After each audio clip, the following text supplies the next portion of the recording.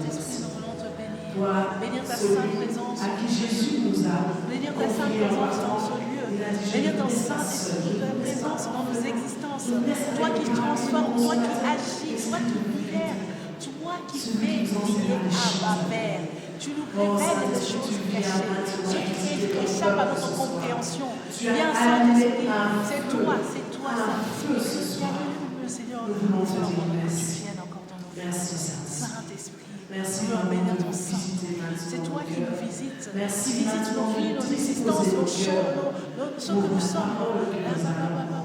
Saint-Esprit, nous te demandons, Saint-Esprit, de continuer ton œuvre, celle que tu as commencée depuis le début de cette prière.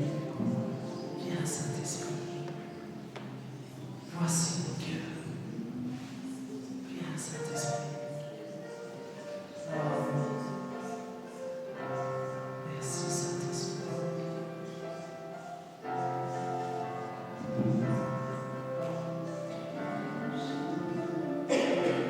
Merci, Seigneur, de nous visiter ce soir.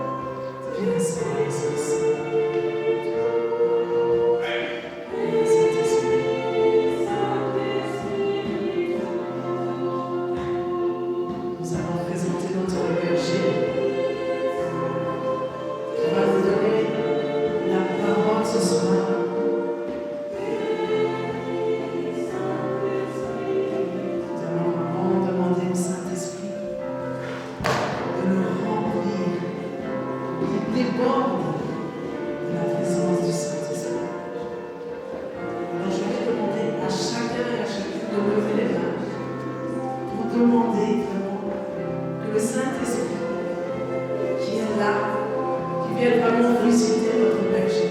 Donc, je vais vous demander vraiment de vous lever et d'étendre vos mains pour que nous puissions prier. Que le Saint-Esprit déborde. Déborde dans le cœur de son serviteur, celui qui s'est choisi ce soir pour nous donner la parole. Descends, Seigneur, dans le cœur de ton fidèle, celui que tu as appelé pour parler à ton peuple ce soir, celui que tu as appelé, Seigneur, mon Dieu, pour qu'il vienne donner, Seigneur, la parole que tu as pour chacun de nous. Seigneur, qu'il soit un serviteur, Seigneur, entre tes mains, que sa bouche, Seigneur, soit une bouche, Seigneur, disposée à bien, que une langue soit utilisée, Seigneur, mon Dieu, qu'il soit transformé, Seigneur, utilisé, oh, Rababa, Seigneur.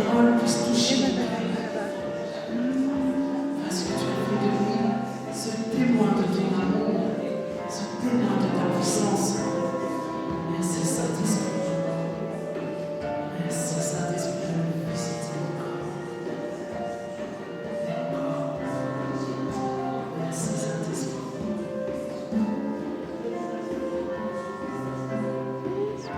Merci Saint-Esprit. Parce qu'il est immense de ta voix. Parce qu'il est immense de ta voix.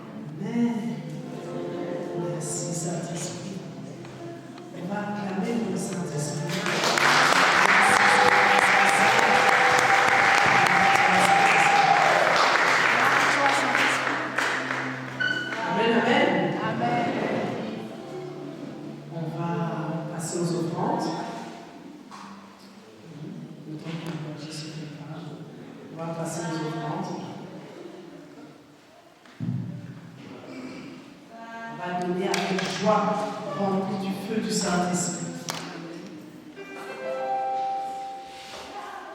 Et on danse.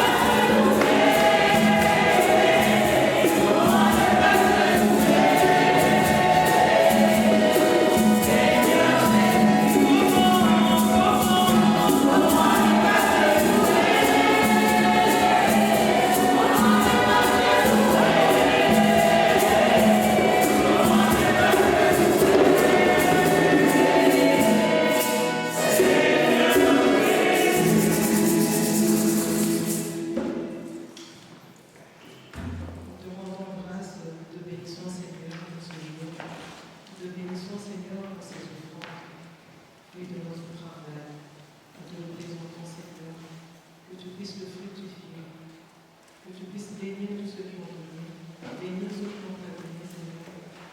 Que ces offrandes servent pour ton Église, ensuite ton Église, à aider nos frères et sœurs qui sont dans le besoin.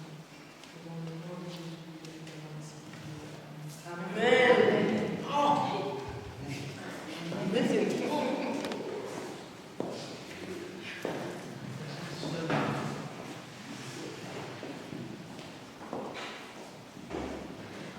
Alléluia. Amen. D'abord, je vais vous demander de fermer les yeux. Fermons les yeux et prenons un petit instant de méditation du cœur à cœur avec le Seigneur.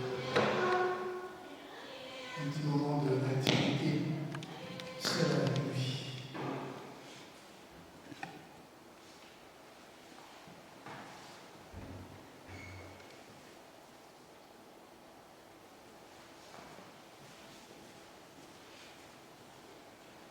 Seigneur mon Dieu, je te bénis pour tous tes enfants que tu as appelés ce soir à venir te rencontrer. Pour tous tes enfants que tu as appelés ce soir à venir t'écouter. Pour tous tes enfants que tu as appelés ce soir pour un cœur à cœur avec chacun.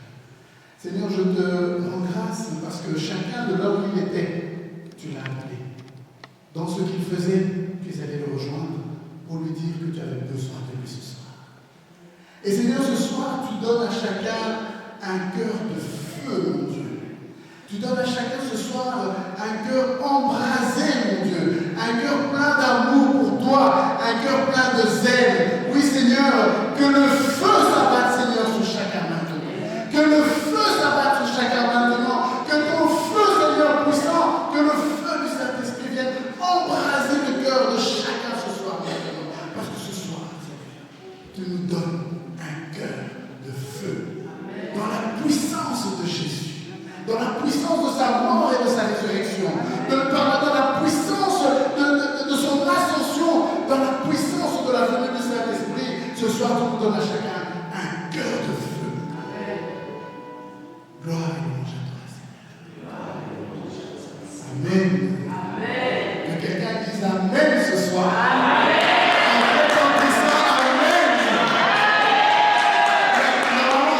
C'est accompagné toujours d'applaudissements et de cris.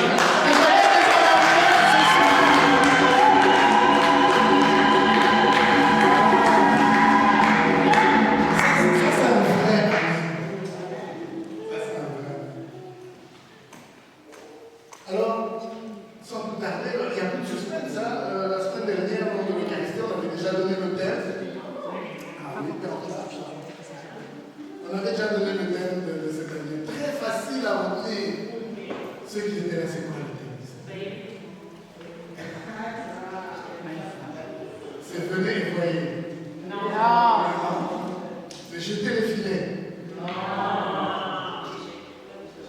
Je ne sais pas ce soir. Et donc, le thème que nous avons pris, qui va nous accompagner tout au long de l'année. Bonsoir, mon frère Alain.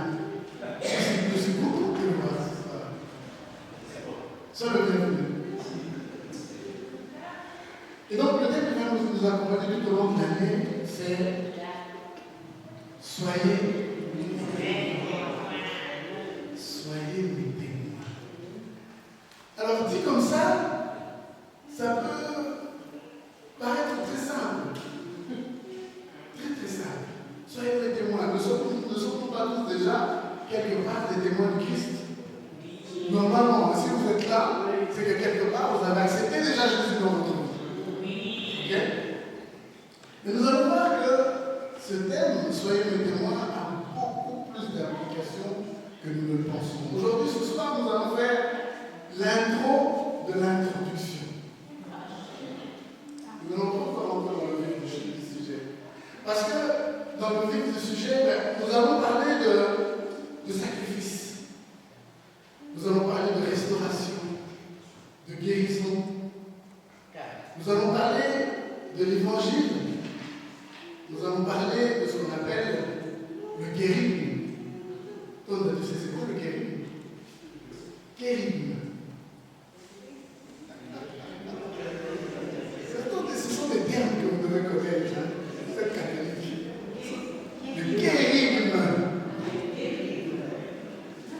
kérigme.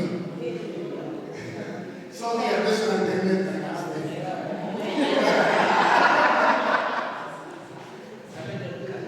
Avec un K et un Y. K, E, accent aigu, R, Y, M, E. Kérigme. C'est la manifestation de la puissance du Seigneur. Et le kérigme parle de la passion de Christ, de sa mort, de sa résurrection et de l'amour immense que Dieu témoigne à toute l'humanité. C'est ça le kérigme. La passion. Alors, pourquoi parler de la passion? Parce que passion, souvent, est synonyme de souffrance, de portement de la croix. Nous allons parler de tout ça, dans être témoin. Vous voyez déjà où je veux en venir là? C'est pas facile d'être témoin. On se lève pas le matin et on se dit, aujourd'hui je suis témoin de Christ. Il y a beaucoup plus d'implications que ça. Nous allons parler de pardon, de miséricorde. Pardon et miséricorde, c'est pas du tout la même chose. Nous allons parler de consubstantialité. Arrêtez un peu de chercher sur Internet les mots que vous connaissez pas. On écrit. Nous allons parler de consubstantialité. Alex, c'est quoi la consubstantialité? J'en ai déjà parlé. J'en ai déjà parlé de la consubstantialité. Mais tout ça, nous allons voir dans ce thème. La consubstantialité, j'en avais parlé lors de ce qui se passe pendant l'Eucharistie. Pourquoi est-ce que nous pouvons considérer que dans l'Eucharistie, le Seigneur est réellement présent? Eh bien, cette notion de consubstantialité a été une notion assez discutée dans les premiers siècles de l'Église. Parce qu'il y avait un courant dans l'Église qui descend, on en parlera après. Il y avait un courant de l'Église qui disait que Jésus-Christ ne pouvait pas être Dieu parce que créé. Or, la nature même de Dieu, c'est l'incréabilité. Ça veut dire que Dieu ne peut pas être créé. Et Jésus-Christ, on y est presque, l'humanité, on séparait, on divisait plutôt l'humanité et la divinité de Jésus. Et on disait que Jésus, c'est un courant qui disait ça. C'est l'animisme, l'arianisme plutôt. L'arianisme, qui est au courant du 2e siècle, 2e, 3e siècle après Jésus, qui disait que c'est un évêque, Arius qui s'appelait, qui disait que Jésus-Christ ne pouvait pas être pleinement Dieu et pleinement homme, parce que comme il a été créé, il n'était que celui par lequel Dieu avait tout commencé. Nous allons parler de tout ça. Et nous allons voir qu'il y avait des partisans de cette doctrine qui a été combattue, et puis il a fallu un concile pour réconcilier tout le monde autour d'un seul et même credo. Et c'est dans ce credo-là qu'on parlera de consubstantialité. C'est-à-dire que Jésus est consubstantiel au Père. C'est-à-dire que le Père est dans Jésus comme Jésus est dans le Père. Il n'y a aucune différence à faire entre les deux. Et Jésus, en plus de ça, non seulement il est consubstantiel au Père, mais par lui, toute l'humanité devient consubstantielle au Père. Toute l'humanité devient comme le Père. Si Jésus n'avait pas été là, nous n'aurions pas pu être comme le Père. La nature divine de Jésus, la nature humaine et son humanité ne peuvent être dissociées. On en parlera lors de nos prochaines rencontres. Être témoin, eh bien, ça englobe tout ça. Tout ce que je viens de dire. Et ce n'est pas facile. Comment est-ce que nous sommes arrivés à ce thème? Comment est-ce que le Seigneur nous a menés vers ce thème, guidés vers ce thème? Comment est-ce qu'il nous a conduits? Et vous vous rappelez que nous sommes allés en en eau profonde. En eau très profonde. Le frère que moi, on m'a dit que parfois on va tellement profondément qu'on peut rencontrer des choses là-bas. Parfois des choses qui ne nous plaisent pas, des choses qui nous font peut-être un peu peur. Aller en eau profonde, c'est aller dans ses peurs profondément aussi, dans sa connaissance du Père, du Christ, mais aussi dans notre connaissance par rapport à nous-mêmes. C'est ça, aller en eau profonde.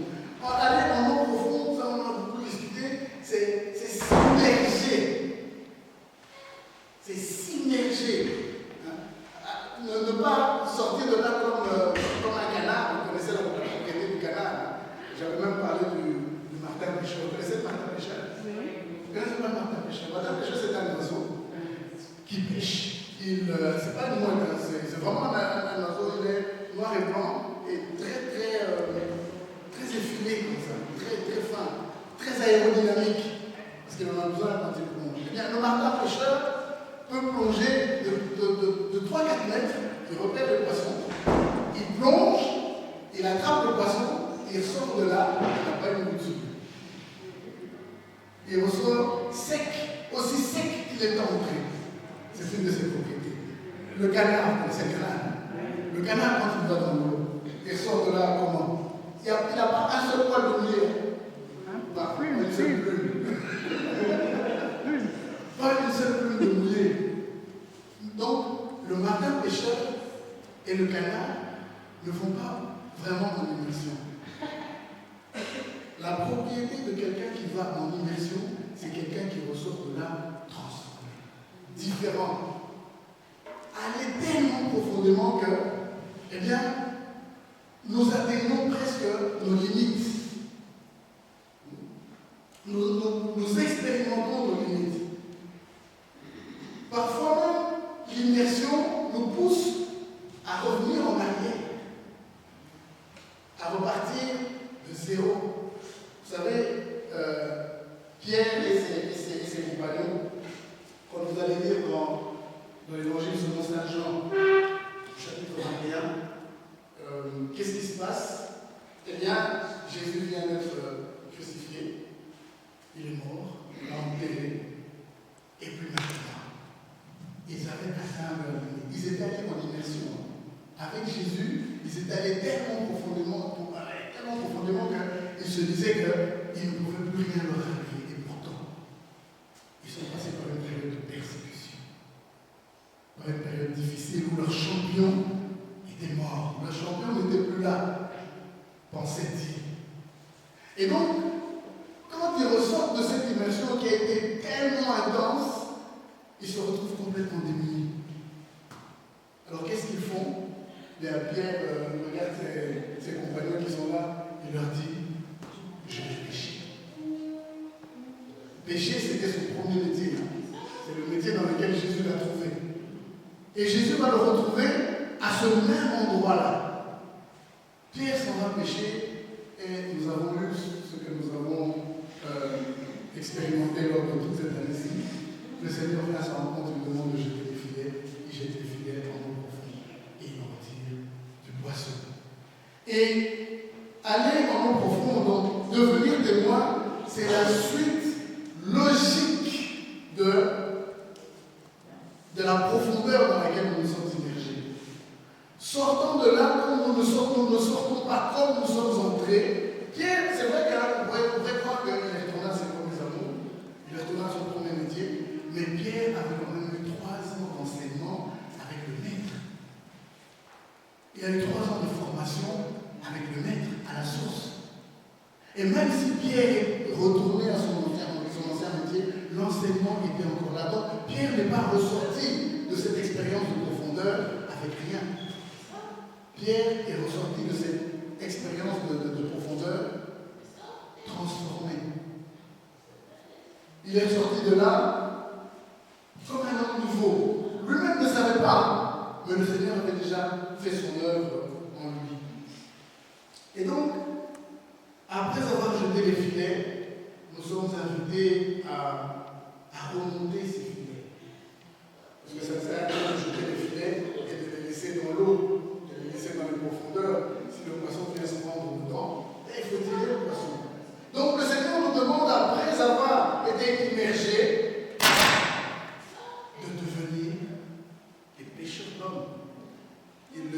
si nous disons, peut-être tu peux projeter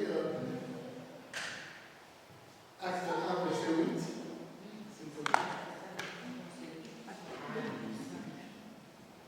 C'est la parole qui va nous accompagner pendant toute la Acte 1, verset 8. Mais vous allez recevoir une force quand le Saint-Esprit viendra sur vous. Vous serez alors mes témoins à Jérusalem, dans toute la Judée et la Samarie, jusqu'aux extrémités de la terre. Le Seigneur nous demande de devenir ses témoins.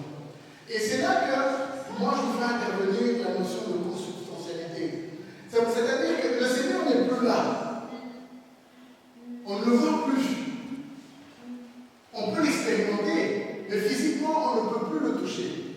Donc, on ne peut plus attendre qu'il aille lui-même dans les villes et les villages pour évangéliser, qu'il aille lui-même dans les villes et les villages pour apporter la bonne nouvelle.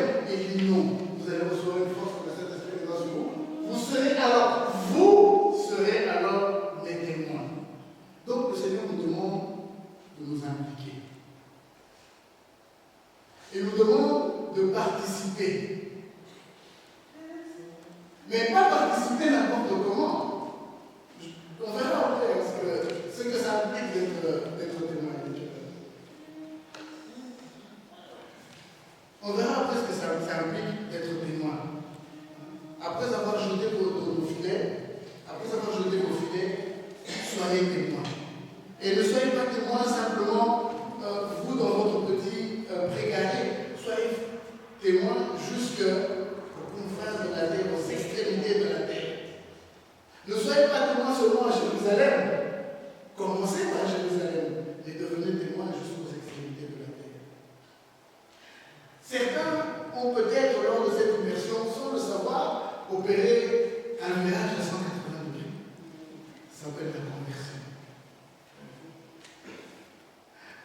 Je parlais aujourd'hui avec quelqu'un, je partageais, je ne sais pas de quoi partager, mais j'ai eu vraiment cette image qui m'est revenue à propos de la conversion. Il y en a qui peuvent se convertir très vite. Et il y en a pour qui il faut un peu plus de temps. Ne vous inquiétez pas, le Saint-Esprit est patient. Le Saint-Esprit est très patient. Et je prenais l'exemple d'une petite voiture. Une voiture de golf, une polo. Il y a quelqu'un qui a une polo ici? Non, une polo. Et un grand semi-remorque. Eh bien, il ne faut pas la même amplitude à une polo pour faire demi-tour qu'à un grand semi-remorque. La polo, elle va faire un demi-tour en quelques secondes. Le semi-remorque, il faudra plus de temps parce qu'il doit prendre de l'amplitude pour revenir sur ses pas. Et parfois, il doit aller même très loin pour pouvoir tourner complètement sans danger et revenir en arrière. Eh bien, notre conversion à nous, c'est pareil. Il y en a qui sont des polos parmi nous et qui se convertissent très rapidement. Et il y en a qui sont des semi-remorques, des gros poids lourds. Ouais, on appelle ça comment les 10 roues. Comment on appelle ça les 10 roues, je crois, c'est ça. Des grands semi-remorques, des grands camions. Il y en a il faudra un peu plus de temps pour se mettre dans la bonne ligne, dans la bonne marche, dans le chemin que le Seigneur a tracé. Et il y en a pour qui ça va aller très très vite. Et être témoin, c'est aussi accepter cette conversion ou cette reconversion. Ce virage à 180 degrés. C'est tout abandonner pour suivre Jésus. Il ne faudra pas seulement abandonner pour être témoin, il ne faudra pas seulement abandonner du matériel, il ne faut pas seulement abandonner femme et enfants. On se comprend, hein, comme je ne veux pas abandonner femme et enfants, au mari. On se comprend, hein? Mais ce sera aussi abandonner de notre humanité. Pour être témoin, nous devons abandonner notre humanité entre les mains de Christ. C'est-à-dire qui nous sommes profondément. Offrir cette humanité au Seigneur pour qu'il transforme cette humanité. Il ne nous demande pas d'abandonner ou de ne plus être humain. Il demande de lui confier, de l'abandonner entre ses mains pour la transformer, en faire quelque chose d'autre. Jésus est resté dans toute son humanité, il est resté 100% Dieu, 100% homme de sa naissance jusqu'à sa mort. Nous resterons humains jusqu'à notre mort, mais seulement humains transformés par le Seigneur.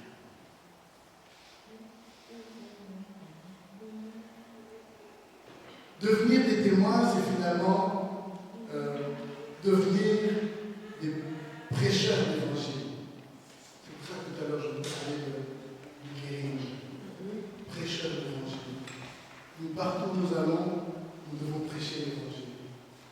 Pas seulement par nos mots, mais aussi par notre manière de vivre, par notre attitude, par notre façon de parler. Nous sommes dans le monde, mais nous ne sommes pas du monde. Saint Paul disait à Timothée, c'est la première lettre à Timothée, il disait à Timothée, un peu de vin réjouit le cœur de l'homme. Donc Paul n'interdisait pas à Timothée de prendre du vin. Il dit, mon fils, si prendre du vin peut te donner un peu de joie à ton cœur, prends du vin. C'est pas grave. Mais seulement tu dois connaître tes limites. Tu dois pouvoir savoir jusqu'où tu peux aller. Il ne demande pas de devenir, je sais pas, des saints vivant sur terre.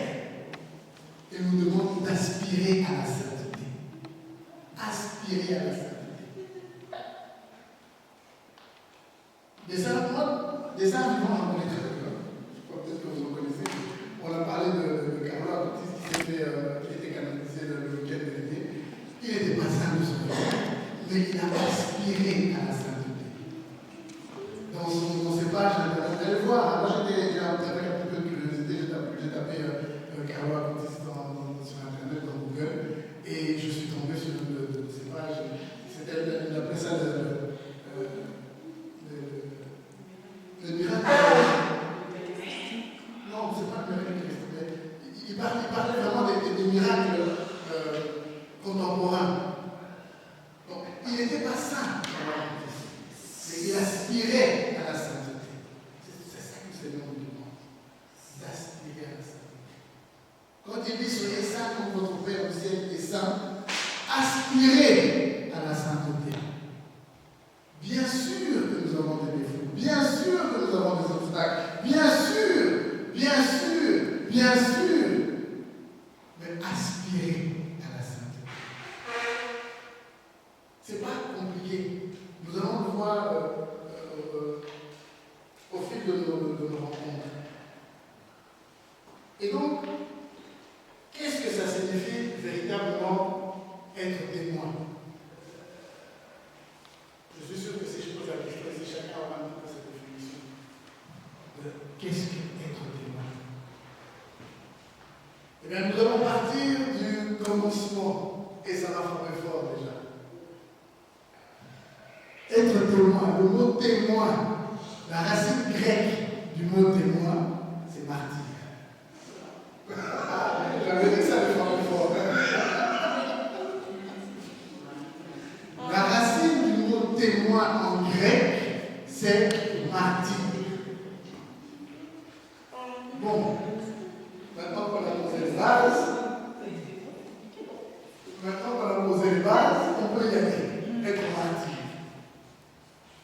Alors, quand nous regardons, qui a déjà eu la curiosité d'aller voir comment sont morts les apôtres?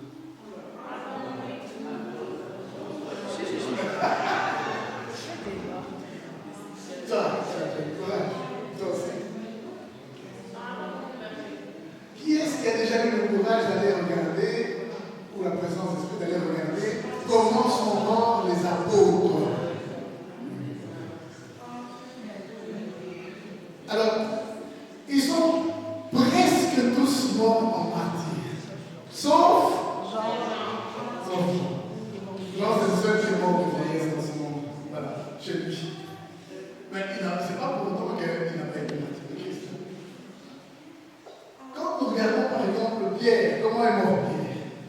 Crucifié. Pierre a été envoyé à Rome. C'est pas innocemment qu'il a été envoyé à Rome. Il est envoyé à Rome parce que Rome était la capitale de la France occupante. La force d'occupation, c'était à la capitale, c'était à Rome. Donc Pierre, chef de l'Église, a été chargé d'aller évangéliser dans le cœur de l'Empire. Dans le cœur de l'Empire. Et Pierre est mort comment? En martyr. Crucifié. Il a été crucifié, mais Il a demandé à ce que sa tête soit à l'envers. à l'envers. C'est lui-même qui l'a demandé. Parce qu'il ne se sentait pas digne d'être de mourir comme le Christ. Jacques. Normalement, vous devriez me dire quel Jacques? Le majeur? Vous devriez me poser la question quel Jacques? Il y en avait deux. Il y en avait deux. Il y avait Jacques, le fils de Zébédée. Jacques, le frère de Jean, c'est le fils de Zébédée. Et puis il y avait Jacques, fils d'Alphée. Eh bien, Jacques, fils d'Alphée, vous savez comment il est mort? C'est lui qui était évêque de Jérusalem. Eh bien, on l'a jeté du promontoire du temple. Ça fait à peu près 30 mètres. Il est 30 mètres en bas. Mais il n'est pas mort. Ils ont été obligés de l'achever pour le lapidant. Juste parce qu'il avait prononcé le nom de Jésus en tant qu'évêque de Jérusalem. Et ce promontoire-là, vous savez, à quoi il correspond? Ça, je l'ai découvert dernièrement. C'est là que Satan avait demandé à Jésus de se jeter pour que les anges le portent.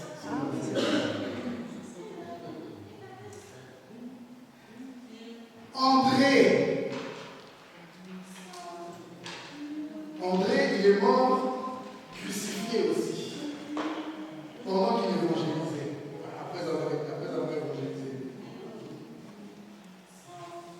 Eh bien, certains témoignent que André, pendant son exécution, si j'ose dire, il était heureux, il souriait, il était content de mourir en martyr.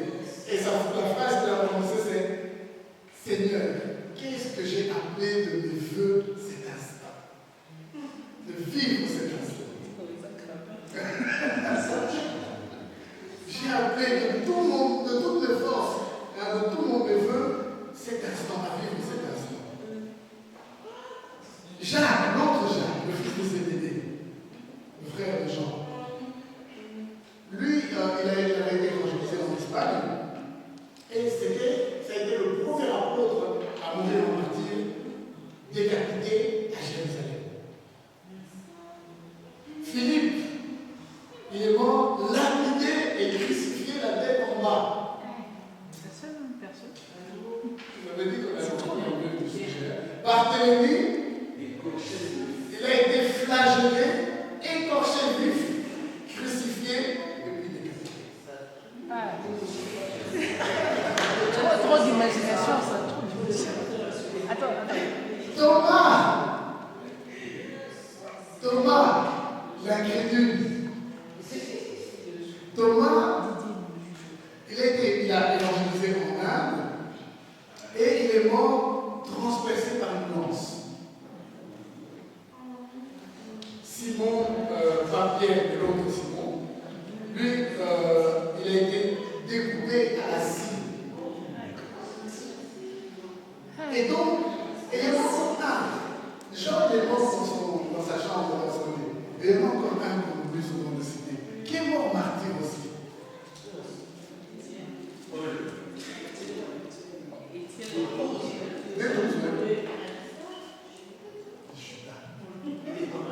Judas est mort martyr. Judas est mort martyr. Il est mort martyr. Pourquoi? Chut, attendez.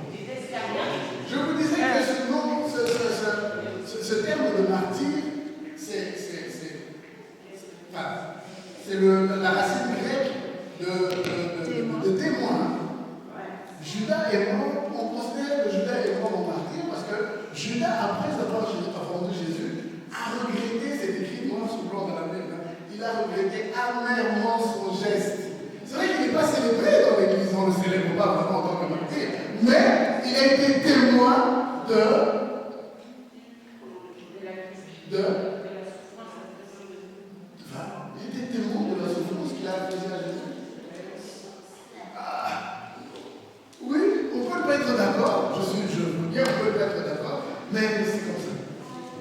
C'est comme ça. Et donc, le dernier qui est mort en martyr, c'était Jean. Tiens, vous savez comment Paul est mort? Paul. Non. Il y a quelqu'un qui dit décapité.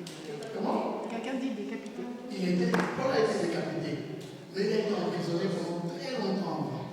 Et dans la prison, il a guéri des tas de gens, de personnes. Il a guéri même la fille unique de son geôlier. C'était un centurion romain. Ils avaient essayé toutes les médications possibles et imaginables. Ils avaient vu tous les médecins possibles et imaginables. Et la fille identique ne guérissait pas. Et il a entendu dire que Paul était un homme de Dieu. Il conversait avec Paul. Et Paul lui a dit simplement, je vais prier pour ta fille. Ben, Paul a prié pour sa fille. Et sa fille a été guérie. Malheureusement, comme Paul était considéré comme un prisonnier, entre guillemets, dangereux, du point de vue doctrine, il n'a pas pu le libérer. Mais il a dû exécuter la sentence jusqu'au bout. Il l'a fait déclarer. Donc, vous voyez que le terme de martyr, le terme de témoin plutôt, implique beaucoup de choses. Soyez mes témoins, il faut être prêt. Il faut être prêt à être témoin de Jésus. Soyez mes témoins, ça implique de devenir martyr. Je sens que la prochaine personne qui va chez mercredi prochain, il faut revenir. Être témoin, ça implique d'aller jusqu'au bout de ses convictions. Tous ces apôtres, toutes ces personnes qui sont mortes, qui ont été martyrisées au nom de Jésus, sont allées jusqu'au bout de leurs convictions. Dernièrement, on a canonisé un jeune homme, un Congolais, qui est mort parce qu'il avait été justement jusqu'au bout de ses convictions. Comment il s'appelle encore aujourd'hui? Floribert. Il était canonisé le 3e jour, il y a 2 mois. Eh bien, ce jeune homme, il était douanier. Il avait quel âge? 26, quelque chose de ce genre-là. Il était douanier. Et il a découvert qu'on faisait passer de la nourriture avariée du Rwanda vers le Congo, sans rien dire, et en mettant en danger la vie de centaines de milliers de personnes. Comme c'est lui qui était en place, il a dit non, je ne peux pas laisser passer ça parce que les dates de péremption sont déjà passées depuis. C'était même pas les dates n'étaient pas dépassées depuis 2-3 semaines, hein, elles étaient passées depuis des mois. Donc la nourriture était vraiment impropre à la consommation. Et il a dit non. On a essayé de le persuader, il a dit non. On lui a même donné, proposé beaucoup d'argent. Il a refusé, par amour pour la population. Eh bien, un matin, il est allé au travail et il n'est jamais rentré chez lui. On a trouvé son corps des semaines après. Voilà. Et le pape, ça avait déjà été initié sous François. Et le pape Léon XIV l'a rendu saint. Et l'a béatifié. Bien heureux. Oui, c'est juste, il n'a pas encore canonisé, il était béatifié. On l'a rendu bien heureux, justement parce qu'il a été témoin. Il est allé jusqu'au bout de sa conviction, jusqu'au bout de l'amour. Quand nous regardons toutes ces figures-là qui sont devenues saints et saintes de Dieu, ce sont des personnes qui ont été témoins jusqu'à l'extrême, jusqu'à devenir martyrs. Comment? Comment? On parlait de son Dieu. Ce sont vraiment des gens qui sont allés jusqu'au bout de cette conviction-là, aller jusqu'au bout de cette démarche d'aspiration à la sainteté. Aspirer à la sainteté, c'est d'abord être témoin. On ne peut pas aspirer à la sainteté si on n'est pas témoin de Christ. Et nous devons savoir que être témoin de Christ comporte des aléas, comporte des désagréments, comporte même des moments difficiles dans notre vie.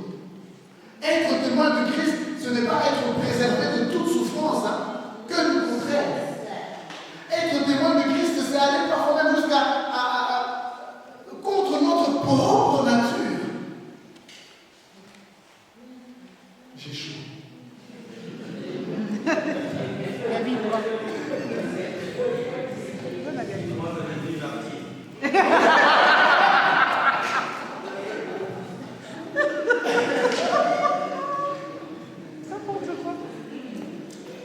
Mais, comme je dis, aller contre notre nature, c'est vraiment aller contre notre nature profonde. Ce qui ne plaît pas à Dieu en nous, c'est de ça que nous devons nous débarrasser pour être témoins. Être témoin, ça commence d'abord par nous. Hein? Je ne pourrai jamais convaincre Hortense de suivre le Seigneur si moi-même je ne suis pas profondément convaincu de la présence du Seigneur en moi. Si moi-même je ne suis pas complètement convaincu que Jésus-Christ est Seigneur et Sauveur, si moi-même je ne suis pas complètement convaincu que rien n'est impossible à Dieu, je ne pourrai jamais entraîner Hortense à l'amour. Jamais. Jean-Paul II disait la première évangélisation, c'est nous. Le premier objet de l'évangélisation, c'est notre vie. Il faut que ceux vers lesquels nous allons voient le bénéfice qu'ils retirent à venir vers le Seigneur. Si nous restons tels que nous sommes, nous ne changeons pas. Nous prions pendant 5 ans, 10 ans, 15 ans, 35 ans pour certains, mais qu'au bout du compte, nous sommes toujours le même, toujours la même.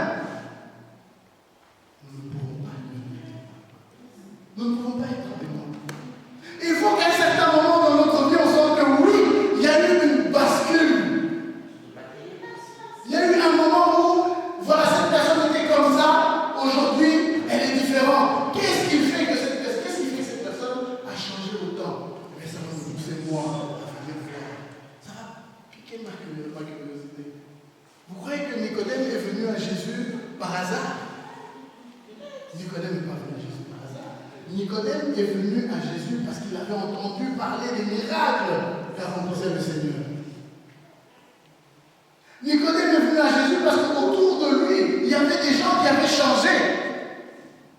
Il y avait des gens qui avaient été transformés.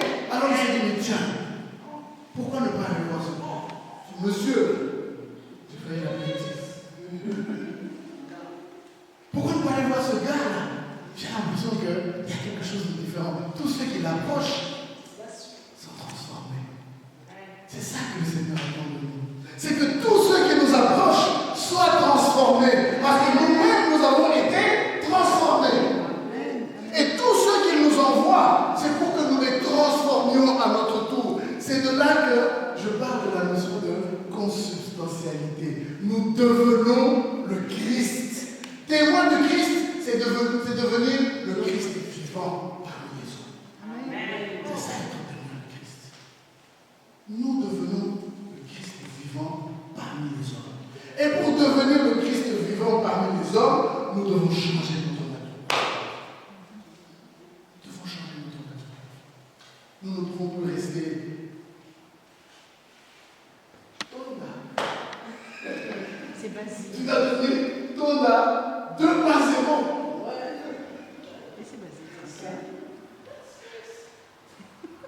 Nous ne pouvons plus rester victoire. Nous devons devenir victoire 2.0. Une autre victoire. Nous ne pouvons plus rester celui que nous sommes avec nos peurs, avec nos blocages, avec enfin, voilà, tout ce qui fait notre humanité. Nous devons devenir une personne améliorée. Meilleure que celle que nous sommes aujourd'hui. Alors, ne vous inquiétez pas.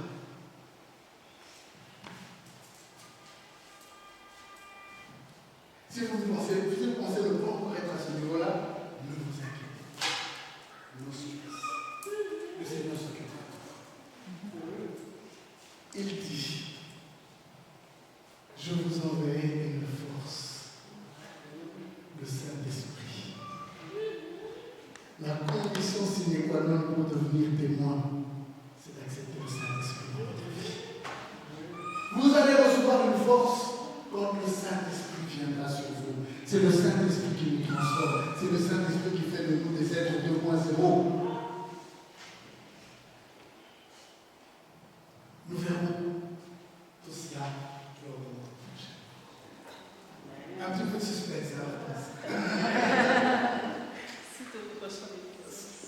Il est déjà presque 21h. Et en guise de je ne vais pas poser ça une intercession, puisque nous allons vraiment ce soir rentrer chacun chez nous avec l'ouverture nécessaire pour que le Saint-Esprit vienne dans nos cœurs, nous transforme et fasse de nous des témoins. Alors on va prendre un chant à l'Esprit Saint. Et je vais vraiment demander à chacun d'ouvrir son cœur. Un chant à l'Esprit Saint.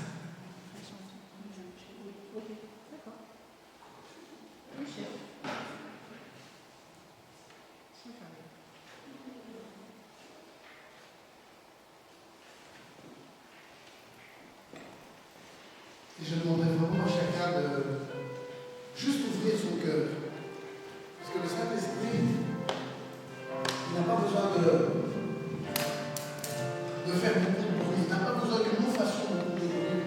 Il n'a même pas besoin que nous lui parlions, que nous déversions des paroles et des paroles. La seule chose dont il a besoin du Saint-Esprit, c'est un cœur ouvert, un cœur qui se donne. Juste vraiment le vouloir du vouloir de l'homme.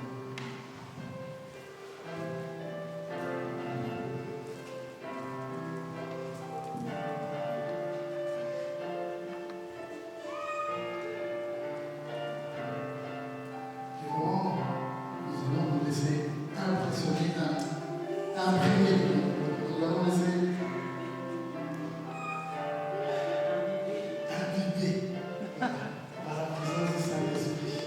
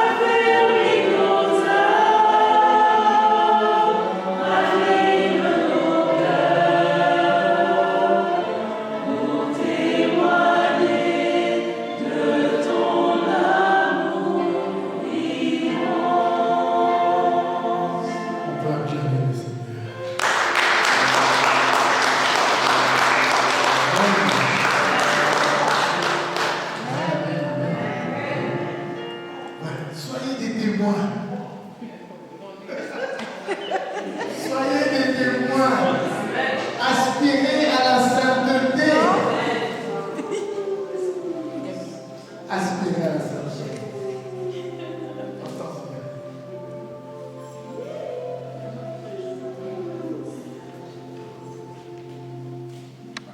C'est ma soeur qui est liée.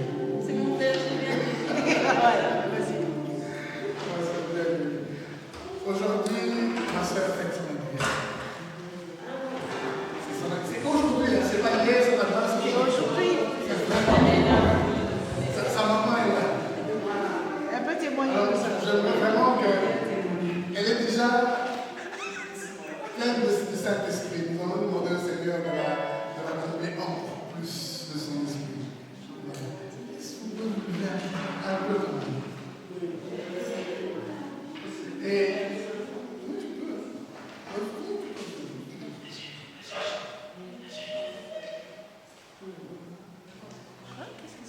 venez, maman, viens m'entourer. Venez. C'est pas possible. Venez m'entourer. Oui, j'ai vu Clémence d'abord, c'est bien. Il y a maman Elise aussi là. Il y a beaucoup de maman Elise, bien sûr. Maman est partie. La famille. Bon, toute la famille. Voilà, nous allons offrir notre sœur.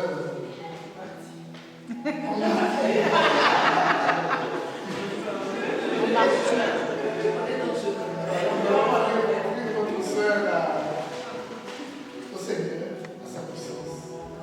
On vient la donner de ses grâces, de sa joie, de son bonheur. Cette joie qui peut venir que de lui.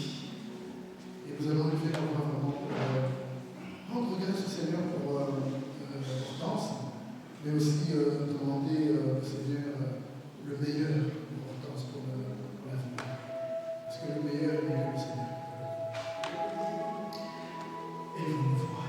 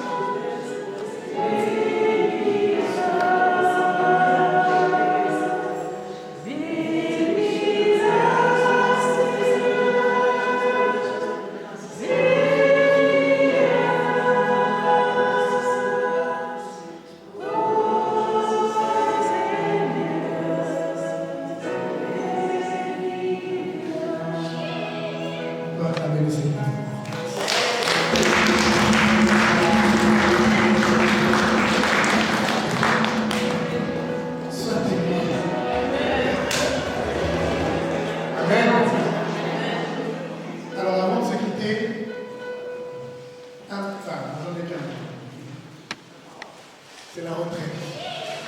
Alors, de grâce, inscrivez-vous. N'attendez pas d'avoir les sous en poche pour vous inscrire.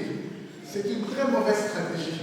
Parce que vous risquez de rater la retraite et de rater les meilleures places, si j'ose dire.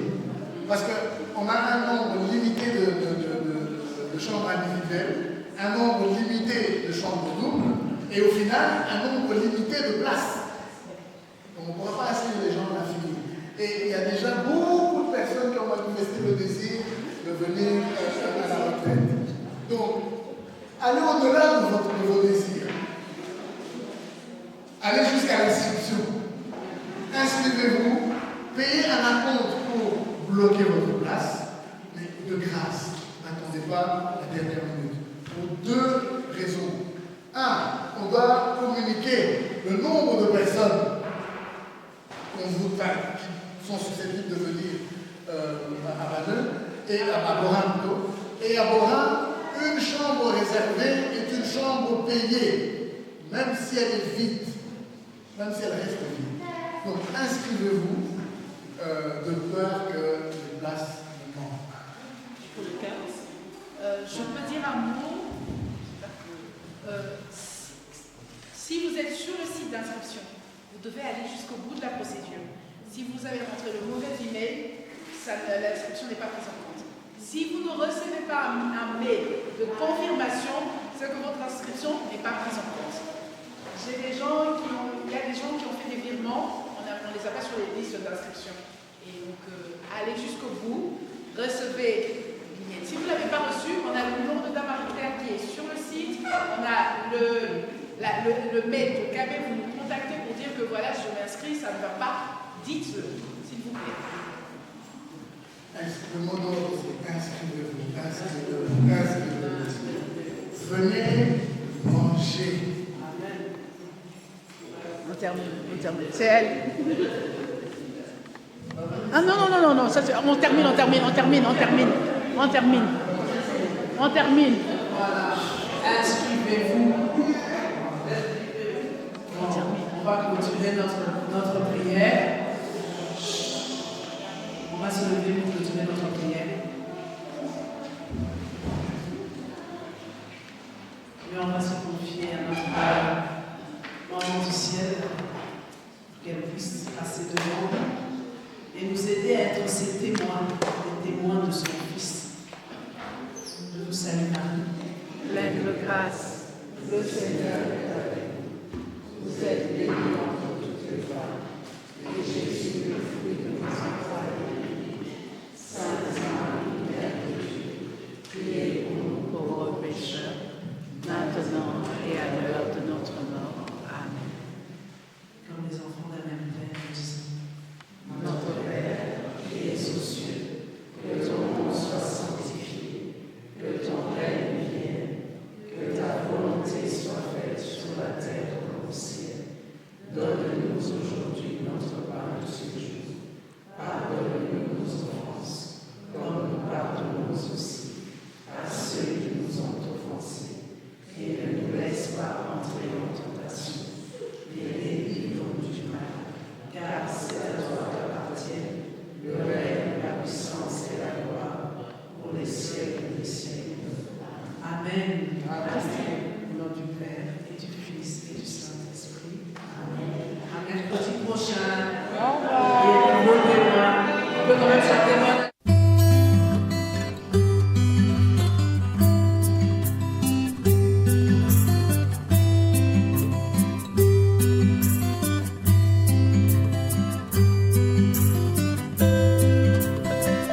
bakotunaka ngai ndenge nini kimia mpe esengo ezalaka okati ya motema mwa ngai, ndenge nini na ntango ya mpasi mpe ya bisengo